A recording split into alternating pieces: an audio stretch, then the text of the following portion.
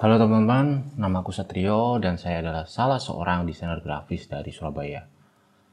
Kali ini saya masih ingin menceritakan tentang apakah mungkin saya bisa menerapkan prinsip-prinsip desain pada hal-hal yang tidak berkaitan dengan desain. Yang salah satunya yaitu storytelling. Saya pikir ini akan menjadi hal yang menarik jika saya bisa menerapkannya atau bahkan malah bisa menghasilkan storytelling yang baik. Tapi yang perlu teman-teman ketahui, jika saya itu bukanlah seorang storyteller yang baik, nggak ahli dalam storytelling, dan itu bisa dibuktikan ketika kalian melihat jumlah viewer ataupun subscriber di channel ini yang masih sangat sedikit. Padahal konten-konten yang aku buat juga sudah cukup banyak, kemudian padahal juga saya juga sudah terbiasa tampil dan berbicara di hadapan orang banyak, mulai dari menjadi narasumber di seminar, workshop, webinar, hingga mengisi kuliah tamu. Ternyata dengan memiliki kemampuan dan pengalaman berbicara di hadapan orang banyak itu tidak membuat serta-merta diri saya itu mampu bercerita dengan baik di depan kamera. Karena pada prakteknya itu ternyata sulit. Jadi yang biasanya itu mudah bercerita, jadi mendadak bingung mau ngomong apa ketika saya di depan kamera. Belum lagi gestur yang terlihat aneh dan kaku ketika saya berada di depan kamera. Dan itulah kenapa saya merasa jijik dan risih ketika melihat video pertama saya di channel ini.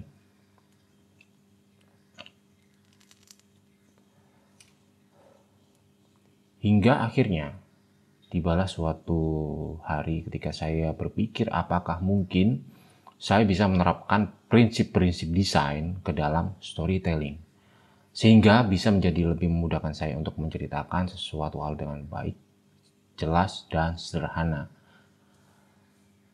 Kemudian saya pelajari sejumlah formula storytelling yang saya temukan di sejumlah artikel di Google, hingga akhirnya saya menemukan sebuah formula storytelling yang menarik perhatian saya, yang ternyata selalu digunakan pada film-film The Disney.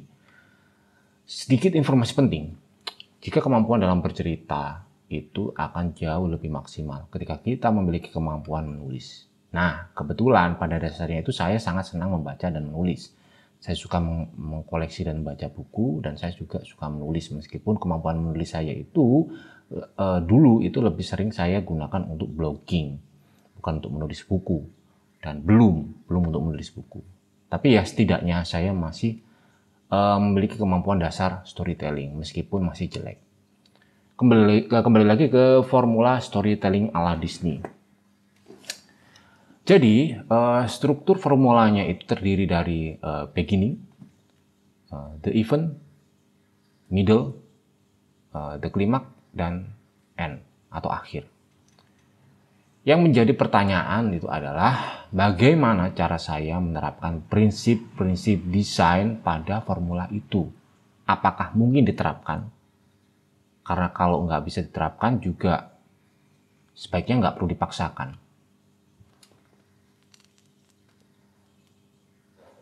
Kemudian hal yang pertama saya lakukan ketika saya mulai mencoba menerapkannya, saya harus membuat cerita itu bermanfaat. Karena itu pasti dan itu harus. Kedua, saya harus membuat cerita itu menjadi lebih enak didengar, atau istilahnya itu estetis, indah. Kalau secara visual itu indah, dan kalau secara audio itu lebih enak didengar. Kemudian yang ketiga, saya harus membuat apa yang saya ceritakan itu menjadi mudah dipahami. Keempat, saya itu harus bercerita apa adanya, jujur, tidak dibuat-buat, seolah-olah pernah terjadi, pernah saya lakukan, padahal kenyataannya tidak. Yang kelima, sebisa mungkin apa yang saya ceritakan itu tidak membosankan meskipun ditonton berulang-ulang kali, seperti halnya film-film Disney. Keenam, saya harus peduli dengan setiap detail pada cerita. Kemudian yang terakhir, yang ketujuh, apa yang saya ceritakan itu harus disampaikan dengan cara yang sesederhana mungkin, menggunakan istilah-istilah yang mudah dipahami, dan lebih mengutamakan hal-hal yang bersifat esensial. Setelah saya sering berlatih dan membuat video-video baru, meskipun terkadang nggak konsisten karena kesibukan saya mengerjakan proyek-proyek desain dan hal-hal lainnya, akhirnya mulai terlihat perbedaan dan peningkatan kemampuan storytelling saya. Dan itu bisa kalian bandingkan antara video saya yang pertama di channel ini dengan video-video yang baru, termasuk yang kalian tonton ini. Dan kesimpulannya adalah prinsip-prinsip desain itu ternyata bisa juga diterapkan pada hal-hal yang tidak berkaitan langsung dengan desain, yang salah satunya adalah storytelling. Meskipun memang ada sejumlah penyesuaian.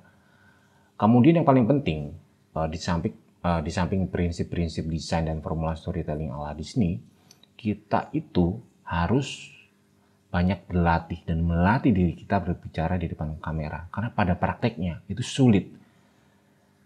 Jadi,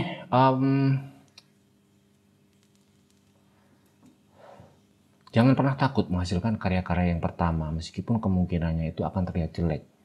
Karena berdasarkan dari pengalaman saya dan yang sudah-sudah yang terjadi, setiap karya yang baik itu pasti berawal dari karya yang buruk atau jelek. Kemudian ada hal yang menarik. Setiap konten-konten yang diceritakan dengan cara yang rumit, yang sering kita temukan di YouTube, di TikTok, di Instagram, dan media sosial lainnya. Jadi setiap konten-konten yang diceritakan dengan cara yang rumit, secara teknis, menggunakan istilah-istilah yang sulit dipahami, dan menggunakan bahasa yang setinggi langit sehingga terkesan wah dan luar biasa. Biasanya, ini biasanya ya, memang nggak selalu. Biasanya itu diceritakan oleh mereka yang baru belajar, yang masih menggebu-gebu gitu istilahnya. Maka jika kalian masih berada dalam tahap itu, dalam posisi itu, nggak usah minder, terus saja berlatih. Itu hal yang wajar. Nanti juga kalian akan melewati tahap itu, melewati proses itu, dan kemudian semakin mahir menjelaskan sesuatu hal dengan cara yang sederhana dan mudah dipahami bahkan oleh orang awam sekalipun. Karena kita juga harus menyadari jika misalkan ini tentang YouTube, jika video yang kita buat itu tidak hanya ditonton oleh orang-orang yang sudah sangat mengerti tentang hal yang kita ceritakan. Karena ada kemungkinan dan besar kemungkinannya itu juga ditonton oleh orang-orang yang belum mengerti sama sekali atau istilahnya orang awam. Yang mungkin juga nggak pernah kuliah, bahkan mereka mungkin cuma lulusan SMA atau mungkin lulusan SMP atau bahkan cuma lulusan SD atau bahkan nggak sekolah sama sekali. Jadi kita juga harus memperhatikan mereka-mereka yang belum mengerti sama sekali. Dan sebagai seorang desainer ataupun solopreneur, kemampuan storytelling itu sangat membantu ketika kita menjelaskan atau menceritakan sesuatu hal kepada klien dan calon klien. Jadi tidak hanya sebatas kepada para penonton video kita, para audiens konten-konten kita. Oke teman-teman, terima kasih sudah menonton video ini. Mohon maaf karena apa yang saya ceritakan melalui video ini tuh pasti masih banyak salahnya, masih banyak kurangnya, dan saya pun bukan seorang yang sangat ahli di bidang ini. Silakan like dan share jika kalian merasa video ini bermanfaat, dan silakan subscribe jika kalian merasa channel ini bermanfaat. Sampai ketemu di video berikutnya dan wassalamualaikum.